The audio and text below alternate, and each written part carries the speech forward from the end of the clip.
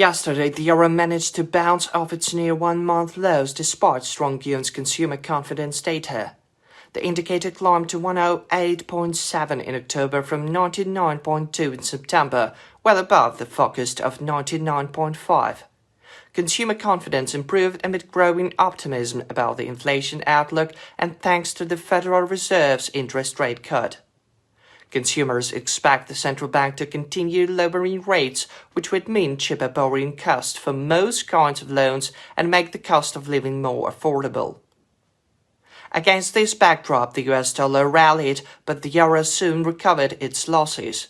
This indicates that there are buyers in the market that the number of those willing to sell the euro at current lows is dwindling. The volume of long euro positions is likely to increase further as there are signs that the Fed will continue its rate-cutting cycle. Much will depend on US GDP growth and jobs data due out this week. The dollar may strengthening only in case of strong statistics. Today's macroeconomic calendar is full of important news releases, including GDP growth data from the euro area and the bloc's member states.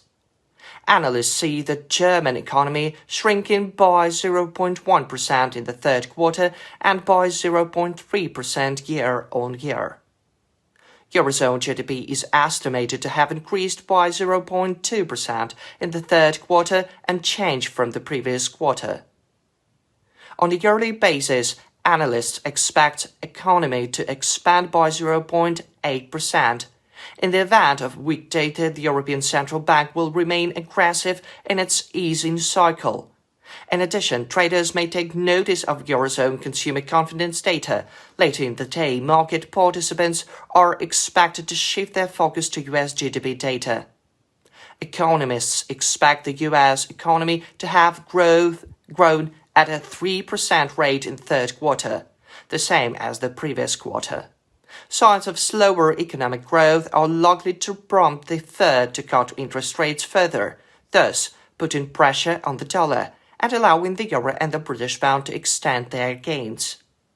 What is more, traders should pay attention to the core US personal consumption expenditures price index, a closely watched inflation measure, as well as speeches by ECB officials.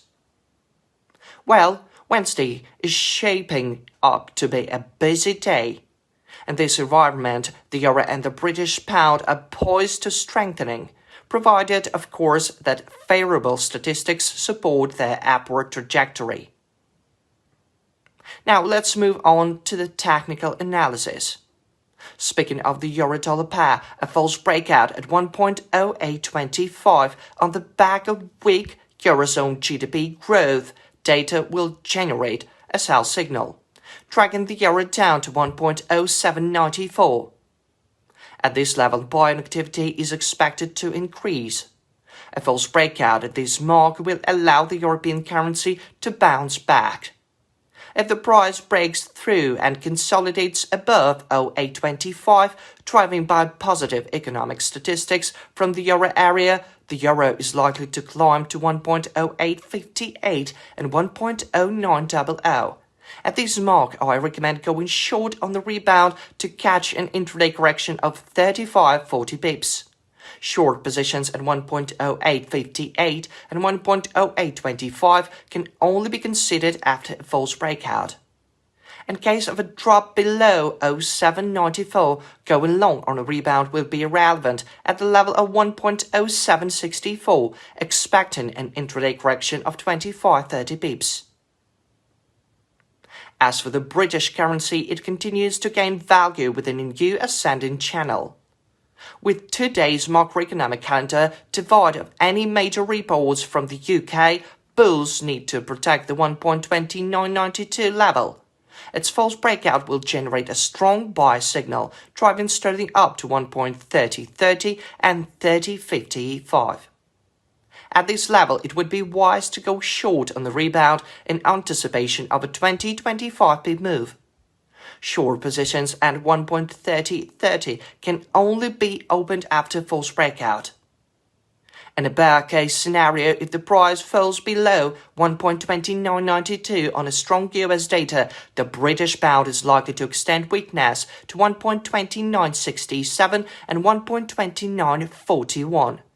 At this level, I recommend going long on a rebound to catch an intraday correction of 25-30 pips. Going long at 1.2967 and 1.2992 will only be relevant in case of a false breakout. Good luck to all.